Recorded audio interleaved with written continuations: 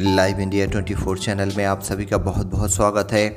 आइए सुनते हैं गंगा प्रसाद शर्मा जी द्वारा लिखित किताब से ली गई कहानी स्वयं को बदलो। राजकुमार नीरव्रत अध्ययन के लिए एक आश्रम में आया। जीवन में पहली बार ऐसी जगह रहा जहां दास दासियां नहीं थीं। वह उदास रहने लगा।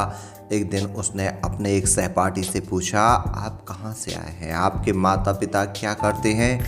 आपको यहाँ रहते कितने दिन हो गए? क्या आपने सिद्धि प्राप्त कर ली? इस पर सहपाठी को हंसी आ गई। उसने कहा, मित्र, शेष प्रश्नों का उत्तर बाद में मिलेगा।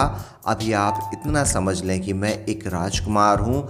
मेरा यहाँ अंतिम वर्ष है, जबकि आप अभी प्रवेश कर रहे हैं। यह सुनकर नीलव्रत को बहुत आश्चर्य हुआ। उसका यह सहपाठी एक राजकुमार होकर भी इतना सरल जीवन जी रहा था और संतुष्ट भी था। नीलव्रत को थोड़ी राहत मिली। उसने स्वयं को बदलने का निश्चय किया। कुछ दिनों बाद उसे भिक्षाटन पर जाने को कहा गया। एक बार फिर उसका अहम भाव जागृत हो गया। किसी तरह मन मारकर वह निकला और एक गांव में पहुंचा। किसी के दरवाजे पर जाकर भिक्षा मांगने में वह लज्जा का अनुभव कर रहा था।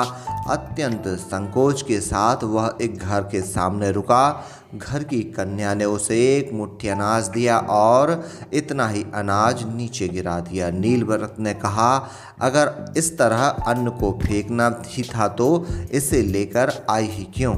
इस पर कन्या ने हंसते हुए जवाब दिया, श्रीमान, मैं ही क्यों, सारा संसार ऐसा ही करता है। आपने भी जिस उद्देश्य से इस जीवन को स्वीकार किया, उस उद्देश्य को पूरा करने के लिए कितना संकोच और भारीपन महसूस कर रहे हैं। क्या यह अन्न को बाहर गिराने जैसा अपराध नहीं? यह सुनकर नीलव्रत की आंखें खुल गईं। उसका अहंकार समाप्त हो गया और वह प्रसन्नतापूर्वक भिक्षा लेकर आश्रम पहुंचा।